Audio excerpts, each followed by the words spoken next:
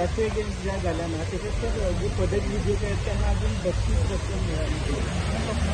बक्षीस रक्कम नॉर्मली चतुर्थीच्या पूर्वी जो महिना असतो तो आपण मी जेव्हा पदभार सांभाळला त्या दिवशी मी करतोय, म्हणजे कमिटमेंट असतं ते मी फुलफिल करतोय. यावर्षी सुद्धा तसंच होणार आणि रक्कम थोडी उशीर झाला, त्याला प्रोसेस लागतो हे आपण पहिल्यांदा समजून घ्यायला पाहिजे.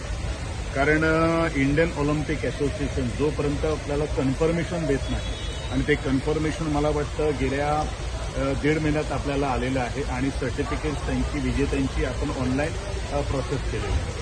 पण आयओची काय प्रोसिजर म्हणजे आयओईचा प्रोसिजर खूप मोठा भाग आहे आणि म्हणूनच ते एवढी 11,000 ॲथलीटचं सगळं काही करणं म्हणजे ती खूप मोठी जोखीमेची गोष्ट आहे. आता ते सगळं झालेलं आहे आणि अवॉर्ड्स विनर्ससाठी किंवा मेडल्स विनर्ससाठी रक्कम देणं मिळेल.